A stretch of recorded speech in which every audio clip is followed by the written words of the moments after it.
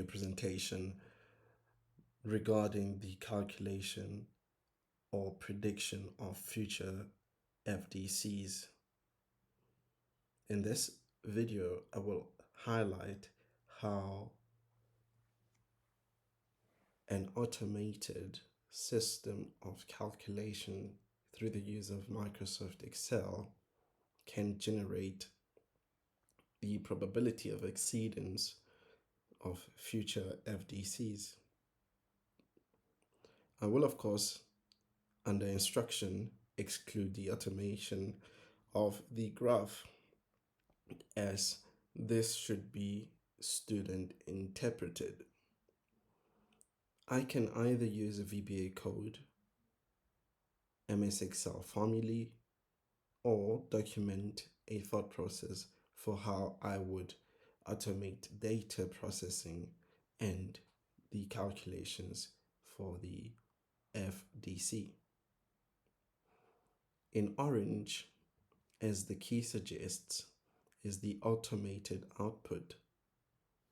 In yellow is the raw data input, meaning if you have a data set that spans from 1 to perhaps 10, this is where your data set would be.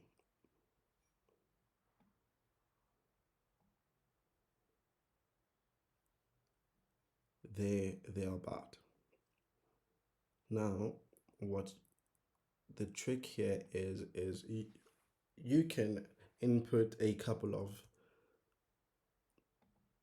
data points that are arbitrary in terms of cubic flows, and it would start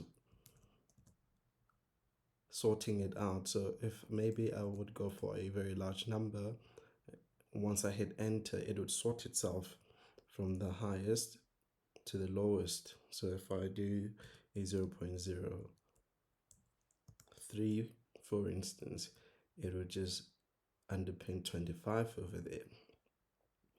And this would now sort in terms of rank. So I've prepared this automated spreadsheet for a data set of 45 points, as the N is the number of data points, and the count from the raw collected data highlighted in yellow shows or indicates that there's a count 45.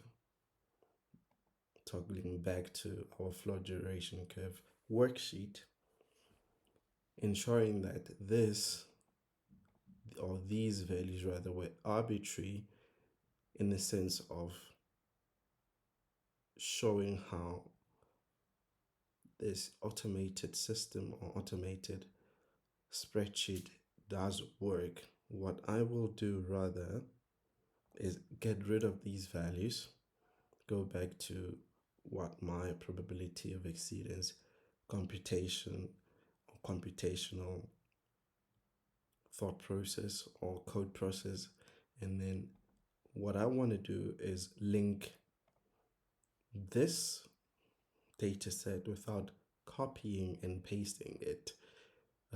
This is because it could come from a different Microsoft Excel file altogether. Now this is a file with two different worksheets. It is much better to work or create or dump the raw data in a worksheet than to work between two files, is to avoid the corruption of a single file during your automation. What I will do rather, just deselect that, is call as you would when you are entering a formula, but I would then toggle to this worksheet and then select the first flow. And this is in the order of recording at the time, and I believe it was 1953. And once I hit enter, it appears on this automated Excel file. You could do like this, just drag the formulae down, and it will take, as you can see, that 300.554 is over there. So it just shows you that it's really calling these values once I drag and drop it. Without wasting any more time, I will, however, and pay attention to these sorted flows. Once I drag and drop it and let go, it updates. Now you have that 4,251, which now gives you a probability of exceedance, and then you can now use this data set to plot a graph and see how it looks, or interpret the graph, and then find solutions to the flow and compared to the probability of exceedance. So this has been it from my side. This is an automated FDC spreadsheet which I worked on, and I hope it has been informative in terms of really trying to predict future FDCs. What then one could do is copy it, create a copy, and then on the copy there you can work for a data set, probably for 15 data set, and then you realize that you do not need any of that, and then what you're left with is this. Now if I can just undo and redo, just have a look at the probability of exceedance. It changes. Even the sorted flow does not show your 4,251 because it is here. It's the data set number 23.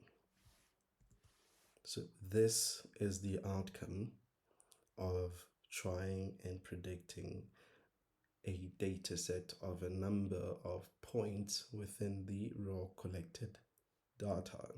Now obviously they ended in 1997 from 1953, and they collected 45 flows.